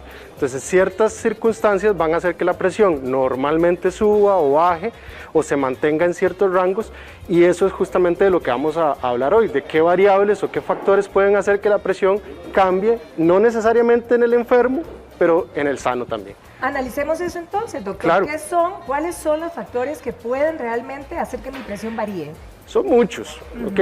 Aquí en la pizarra tenemos algunos, ¿ok? Tal vez de los más comunes que pueden hacer que la presión cambie y se modifique a lo largo del día. Por ejemplo, hablemos de la hora. Sí. La presión, como muchas variables fisiológicas, tiene o cumple un ciclo que es circadiano, o sea, que varía a lo largo del día. Entonces, casi siempre la hora donde tenemos la presión más baja suele ser durante la madrugada, pongámosle aquí 12 a.m., ¿ok? Entre las 2 y las 3 de la mañana vamos a tener presiones que usualmente son las más bajas del día, pero conforme nos vamos acercando a la hora de levantarnos, pongámosle 6 de la mañana, la presión va subiendo. Y ese pico, digamos, de presión más alta lo vamos a obtener hacia el final de la tarde. O sea, durante todo el día va a tender a subir, doctor. Exactamente. Dentro de un rango, ¿ok?, que se va a considerar como normal, entre comillas. ¿Cuánto es el rango normal? Eso es muy variable. Vamos a poner esto, 140, menos de 140/90, como un valor límite. Pero el rango es hacia abajo de esto, de la normalidad, puede ser incluso mucho. Hay gente que habla de la presión baja. La presión baja... ¿Cuál es la presión baja? Es que ese es el punto y es algo muy curioso, justamente es uno de los mitos. La presión baja no es una enfermedad, no es un valor, es simple y sencillamente lo que llama la gente porque alguien tal vez extrapola un concepto que es el de 90/60, que se utiliza para ciertas enfermedades, en ciertas condiciones médicas graves usualmente, pero que la gente ha traspolado hacia personas que no tienen nada y entonces dicen, presiones por debajo de esto, tengo la presión baja. Bueno, de hecho mucha gente que tiene presión de 100, digamos en la alta, dicen yo tengo presión baja. Sí, exacto. Realmente, como te digo, no es correcto el término, la forma de decirlo, simple y sencillamente hay que entender, y por eso hay que entender la presión como una variable, es un rango, no es un punto fijo. O sea, que uno se la tiene que medir en la mañana y debería de ver cuál es como el comportamiento. O sea, si lo hiciéramos, y de hecho darnos cuenta. Hay momentos en donde uno lo hace con ciertos pacientes para valorar ciertas cosas. Uno los manda a tomarse la presión varias veces al día. En esos pacientes uno puede notar este patrón circadiano, que es justamente una de esas cosas que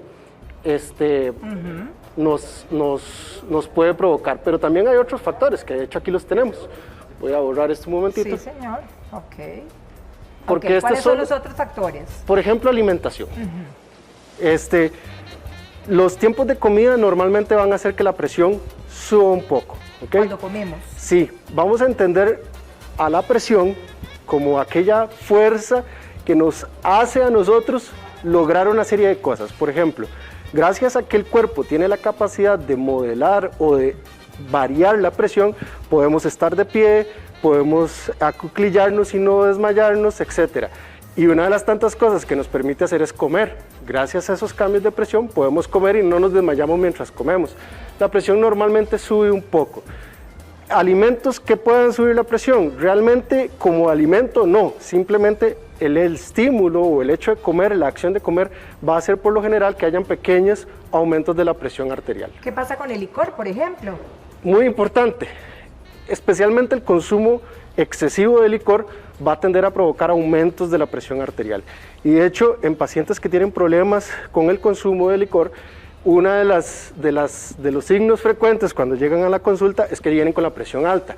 Algunos con solo regular, con solo mejorar el consumo de licor, logran bajar la presión arterial. Sí. ¿Qué pasa con el ejercicio, doctor? El ejercicio es un estímulo fisiológico en donde los requerimientos que necesita el cuerpo de sangre, oxígeno, son mayores y por ende la presión tiene que ajustarse a eso. ¿Okay? La presión durante el ejercicio siempre va a subir un poco, pero claro, y vuelvo a aclarar, pero es normal. Dentro del rango de lo que hemos hablado como normal. 90, digamos en la alta, menos 140 de 140, máximo. 90. Bien. Exacto. Ahora, ¿qué pasa cuando hablamos de temperatura? ¿De qué hablamos? ¿Del clima? Sí, exacto. O también eventualmente de la temperatura corporal interna. ¿Okay?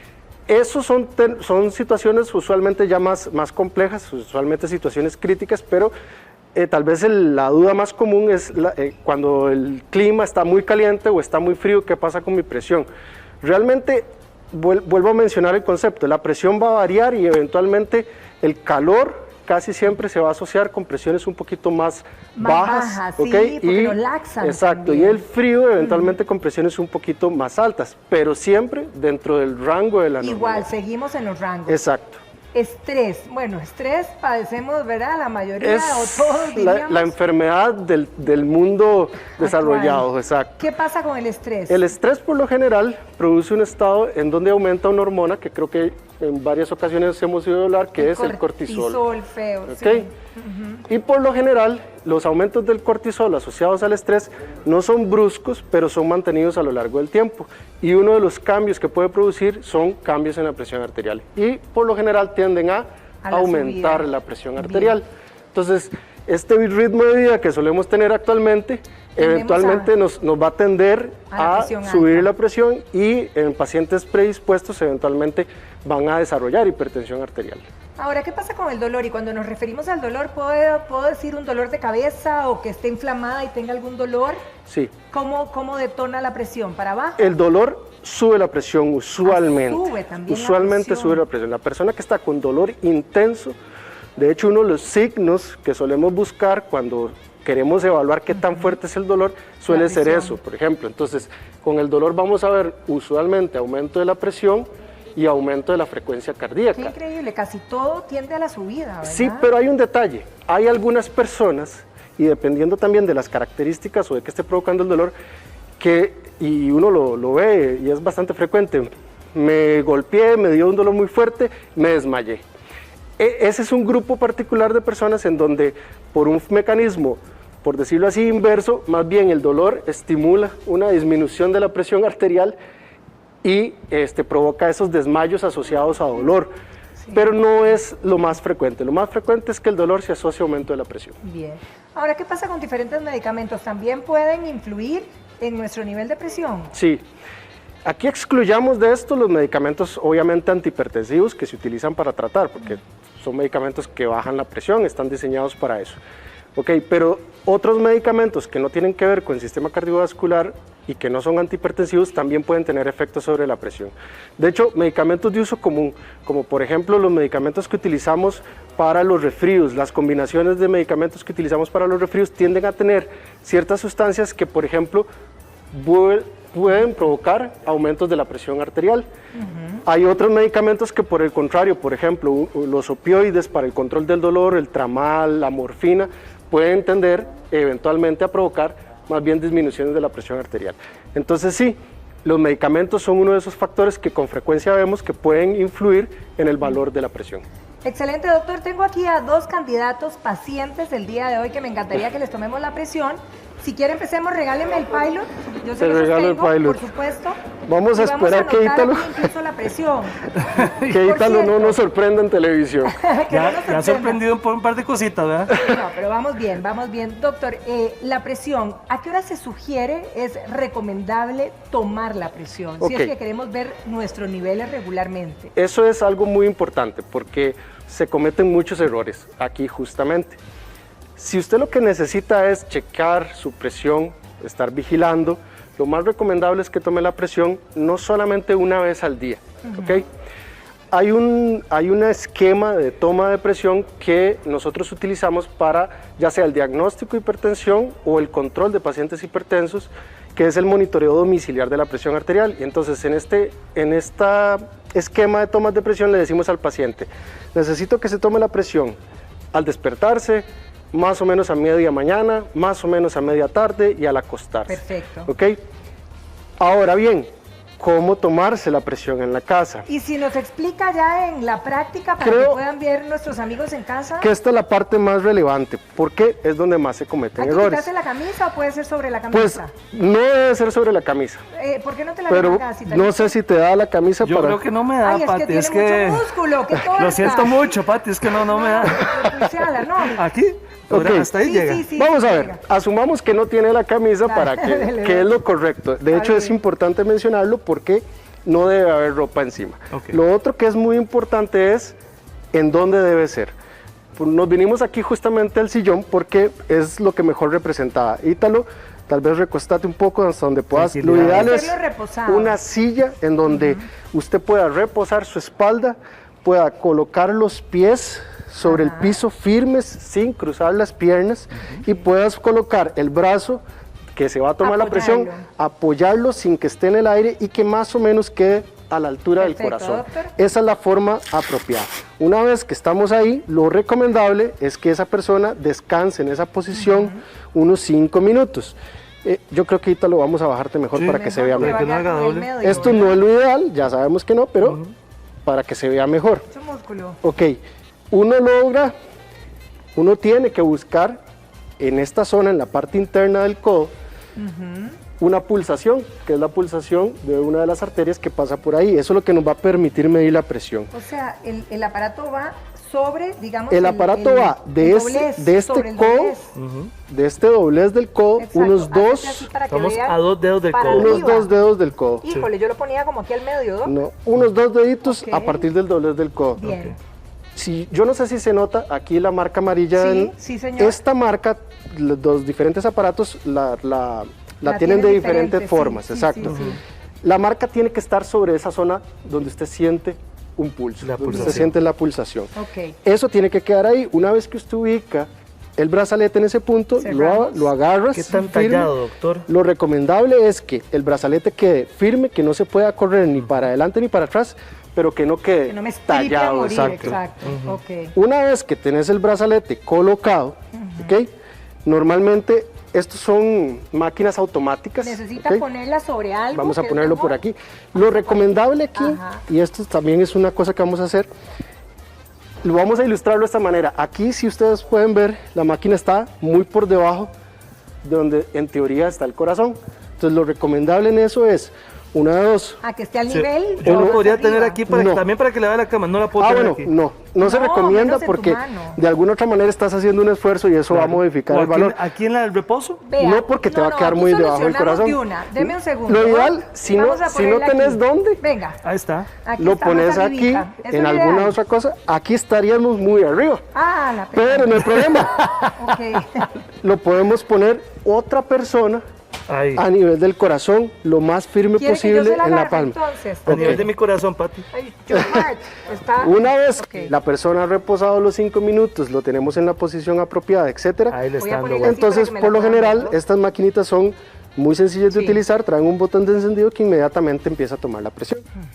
Lo recomendable es que mientras se toma la presión, la persona no esté hablando, no esté oyendo. De hecho, la persona que le toma la presión no debería estar hablándole. Ahí empezó a inflar. Y se espera a que la máquina tome la presión y nos dé un registro.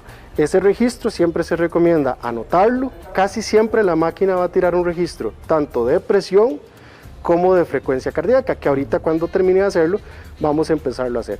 Ella lo que hace es inflar una manga que está dentro del brazalete y a través de un método que se llama oscilometría mide la presión. Creo que no la pilló, ¿verdad? Sí, déjalo, ahí está. Sí.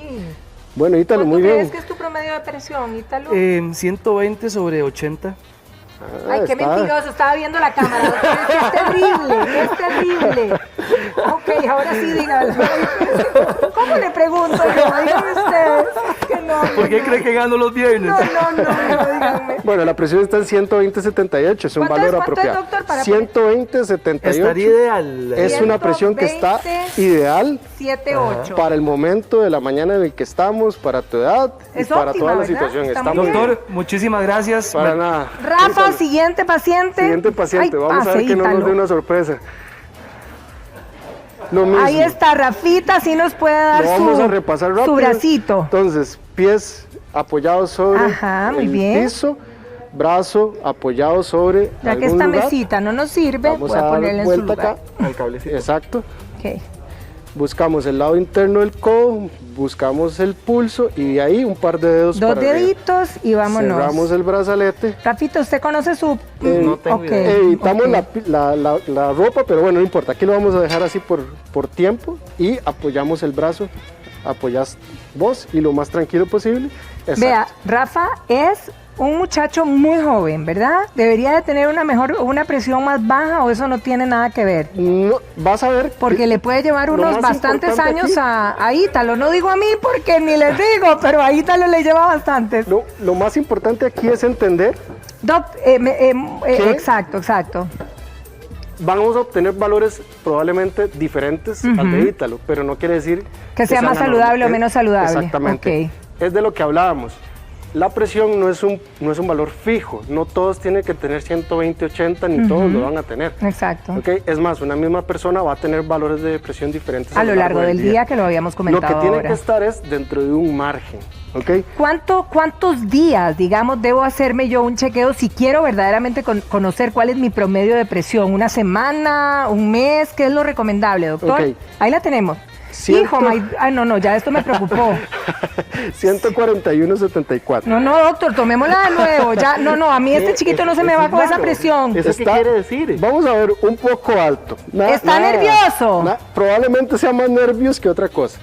Ok, vamos a apoyar el brazo lo más tranquilo posible y vamos a volver a tomar la presión. Tomemos la presión. Doctor, yo creo que usted está nervioso también. A ver, venga, yo le agarro el aparato. Adelante. Ok, esto me sirve para vuélvalo a checar. Nada más apretamos el botoncito y bajamos un poquitito el aparato al nivel del corazón. Y dale otra vez al botoncito. Ok. Esto me va a servir para justamente decir algo. Él estaba entre el nivel más alto, pero no estaba fuera del rango ya, estaba ¿verdad? Fuera del rango en el valor de arriba, que nosotros conocemos como presión sistólica. ¿Ok? Ahora, eso, y es a lo que quería llegar, esto es muy común, súper común, ¿ok?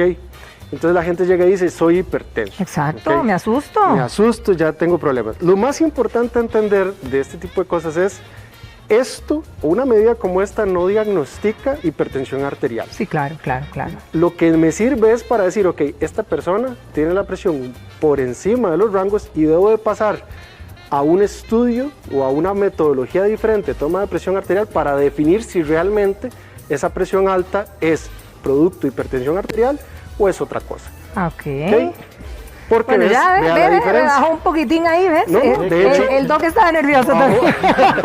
Bajó a rangos normales, de hecho. 133/75. Exactamente. Claro, ¿tiene las pulsaciones altillas o no? No, 92. ¿Cuánto 92. Sería? Sí, están un poco altas, pero se me puso nervioso con la presión de 140. 133/75. Vamos a anotar, ¿dónde está mi pilot? Esa es una segunda, 133/75. Perdón que me meta. ¿Qué pasó? Mi papá se está tomando la presión en este momento, que está ahí en la casa. ¿Y cuánto tiene? 122/80. ¡Está regio! Está excelente. Está mejor que Rafa, mi papá. Un saludo grandote para tu papi. ¿Cuántos años tiene su papá y tal?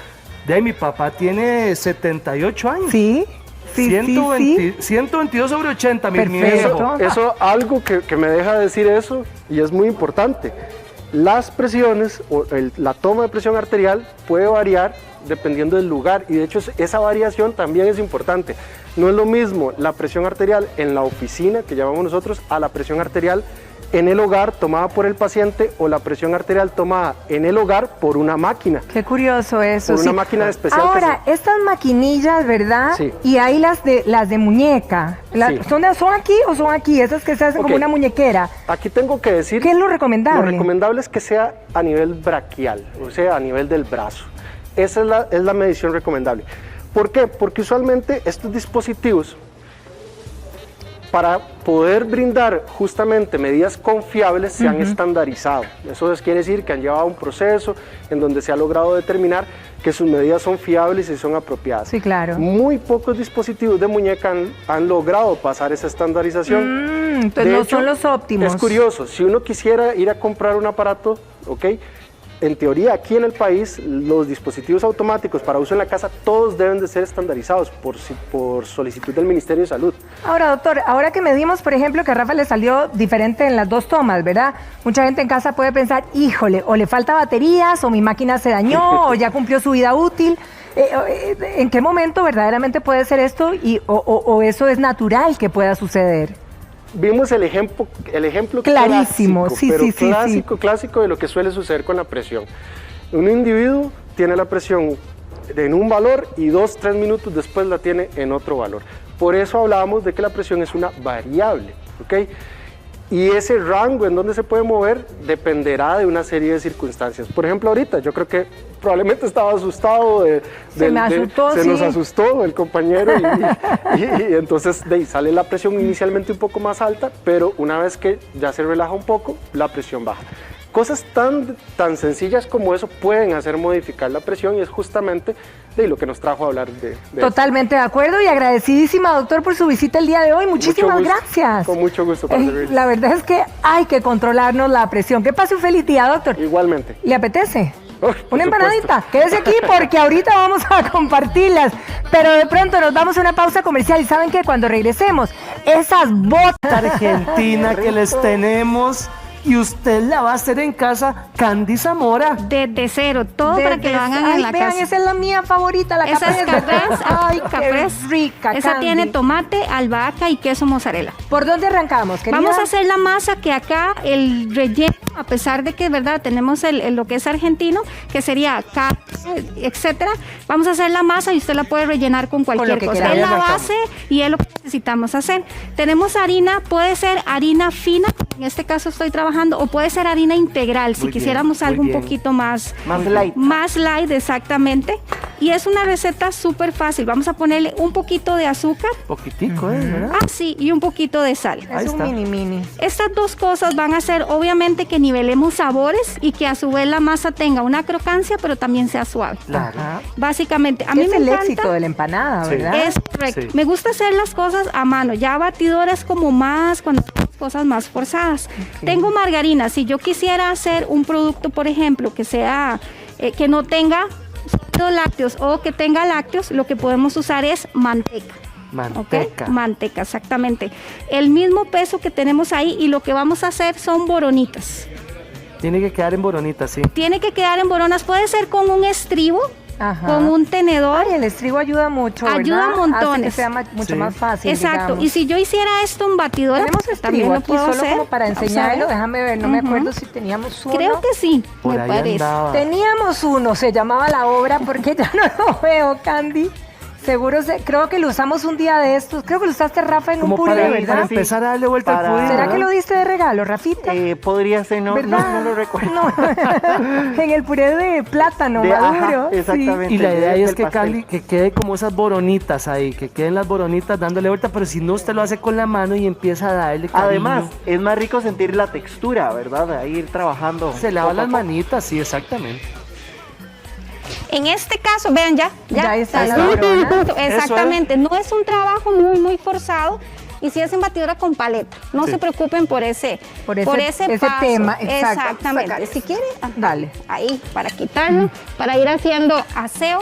En pantalla tenemos en este momento Exacto. los ingredientes para que le tomen una foto. Ajá, Lo que eso es lo acabamos de ver. mejor, eso es lo mejor, una foto de ahí Más rápido y nos sigue el paso. Exactamente, vamos a poner aceite. ¿Qué tipo de aceite es? Yo utilizo aceite de girasol, que es el que me gusta para trabajar, no tiene sabor. Lo puede usar una persona, por ejemplo, que sea vegana o un diabético, no hay ningún problema. No me altera sabor en lo más mínimo. Excelente. Estamos buscando las boronitas. Exacto. Siempre vean que no estoy haciendo un trabajo forzado, es suave. Es solo mezclar. Exacto. Yema. La yemita. Sacamos la clara. Si no puedo comer huevo, no se preocupe, simplemente no se lo pone. Tal vez me falte un poquito de humedad, esa parte es muy importante, pero si no...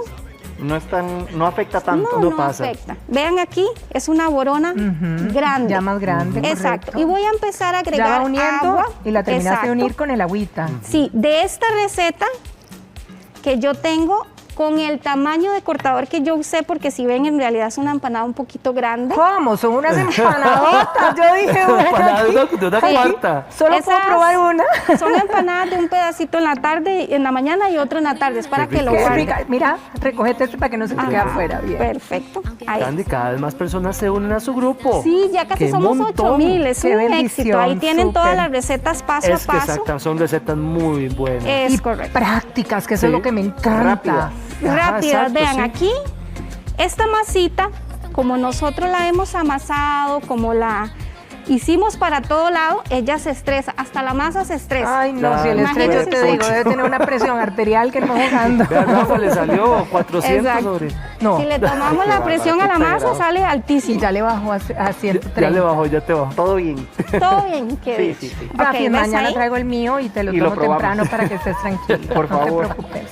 Todo está bien. Creo que eso de hecho es muy importante. Sí, mi esposo claro. tiene también ese aparatito que se pone y él se toma la presión. Ok, ahí está la masa, ¿ven? Mira, qué fácil se compactó a pura mano y sin ningún estrés, como dice, y a veces relajadito. Empanadas argentinas y uno dice, qué caro, ¿qué será? Exacto. No, hombre, qué difícil, diría yo, ¿verdad? Si uno diría y así que está la gente en la casa, qué fácil, qué sencillo. Pensé que era más complicado. Ella, como hablábamos ahorita, tiene que reposar.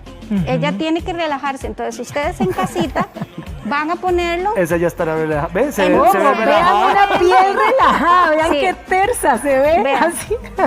Ella necesita relajarse. ¿Por qué? Porque nosotros amasamos muchísimo. Entonces, la masa lo que hace es que se contrae. Si en este momento yo quisiera estirar para hacer mis empanaditas, se va a contraer. Y se van a hacer pequeñas, se reducen en el horno. ¿Ok? Entonces, esta usted la deja reposar en la casita. Y ya después, exacto, para que se relaje. Esa estuvo en una espada, ¿verdad? Está linda. Esto que tengo acá es lo que voy a utilizar para rellenar mi empanadita. Ajá, que sería huevo duro, el troceado como gusten. Puede ser pequeñito, puede ser grande. Tengo aceituna. ¡Ay, qué bueno! Que también tengo puede estas... ser la botija, qué rico. Ajá, cualquiera, la que tengan gusto. De igual.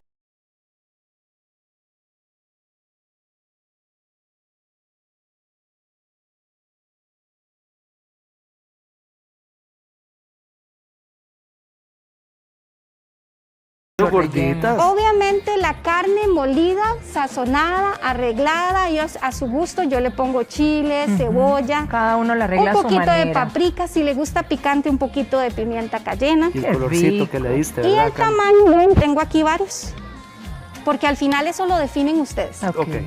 ¿Qué tamañito quieren? Mire, ¿cuál tamaño se utilizó para esta? La grandota. Más grande que este. Más grande. Sí. A la puchica. Wow. Ajá, de hecho tengo por aquí unas rellenas de gallo pinto, entonces ahí está el desayuno completo. ¿Cómo? Mostrala. Rafa, mostrala antes de irnos a la pausa. Mientras mostramos esta de pinto, Candy, pausa. Perfecto. Pausa comercial y volvemos ya con el resto de las Esa es la de pinto, vean, para darles ideas, porque eso suena. ¡Qué buen desayuno! Gallo pinto con carne, ya ¡Qué rico! Vean, para que se antoje, vamos a una pausa comercial y ya venimos con más. Vámonos. ¡Qué rico!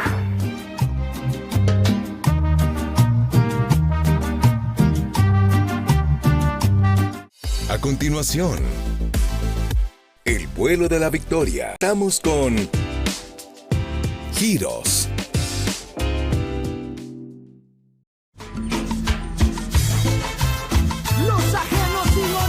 ¡Ay, qué lindísimas! Ok. ¿Ves? Aquí ya quiero que vean porque yo corté este. Y en realidad le voy dando un poquito más de amplitud o lo voy haciendo más grande con ayuda del rodillo y con la mano. ¿ok? Entonces puede ser incluso un poquito más grande. Ese es el ancho adecuado, digamos, sí, ¿verdad? El grosor, grueso de la masa, exacto, para que nos quede bien la empanada. Para que se cocine bien y para que no sea esa empanada que, por ejemplo, bocote es ahí. un montón Sí. de masa y poquito relleno. Entonces tengo mi carne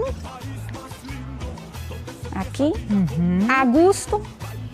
Él sin miedo. Entonces, Carlos. bastante, ajá. Sí, sin miedo con esa carnita Entonces, que se un montón. Entonces, un montón. Sin embargo, recuerden que tengo que tener espacio para todo cerrarla lo que voy a y usar. sellarla, Entonces, ¿verdad? exacto, voy a ponerle un poquito, puede ser agua. Si no les gusta cerrar con huevo, puede ser agua. Ajá. Sí, no hay problema. En eso no pasa nada. Ajá. Aceitunas. Claro que sí. Qué contraste le da la Entonces, aceituna. en las que son de pollo, carne, gallo pinto, simplemente cambia el relleno. Correcto. Tiene muy poca azúcar, tiene muy poquita sal, entonces puede ser para una masa dulce también. Eso te iba a preguntar, Sí. ¿vos sabes si puedo hacerlo para algo dulce? Perfecto, aquí iría un buen manjar o dulce de leche. A la puchica, hombre. Piña, Uy, unas Guayaba. guayaba, fresa con queso crema. ¿Cómo se llamaba el bordecito? Para Repuljes. El ¿Utiliza el repulgue, es famoso lo que le- tenedor para hacerle así o no? Sí, Con- puede ser. Aquí hay de todo. Si ves, hay tenedor, hay pellizquito, hay de todo. El peñisquito es ese, qué lindo. Ajá, ese está lindísimo. El pellizquito está lindísimo. Sí, ese Ok. que termina ahí lindo. Vean que lindo. yo aseguro el relleno aquí. Lo sella ahí. Lo sello, porque incluso las empanadas dulces, que se les pone dulce de leche, muchas veces se sale el dulce de leche, fatal. pero porque no la cierran bien. Claro. Ese es el detalle. Entonces yo lo hago aquí como más y empiezo a hacerle ahí una decoración. Ah, la puchica. Los pellizquitos. Los Ese pellizquito que sí. se pata. O puede ser tenedor, El no se tenedorcito, complica. sí. Pero creo que se le da el toque, Candy. Se ve muy bonito. Sí, Ay, a mí me encanta ese. sí. Bueno, también el del tenedor. Bueno, es que hay mil, el redondito también está bello, ese redondito Esto que tiene hiciste. combinación de...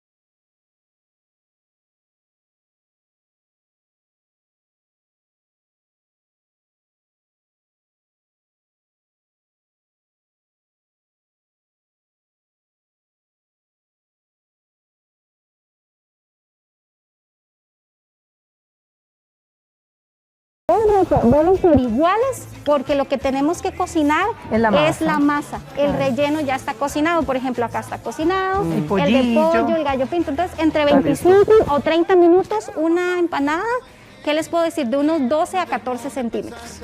Esto puedo guardarlo en la refri y hornearlo más tarde. Correcto, eso es súper importante porque tal vez yo estoy vendiendo y se me están vendiendo Sí. súper bien.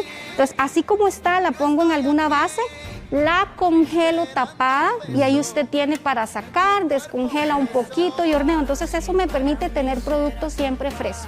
Candy Zamora. ¡Qué éxito! Muchas Festival de gracias. empanadas el día de hoy aquí en Giros.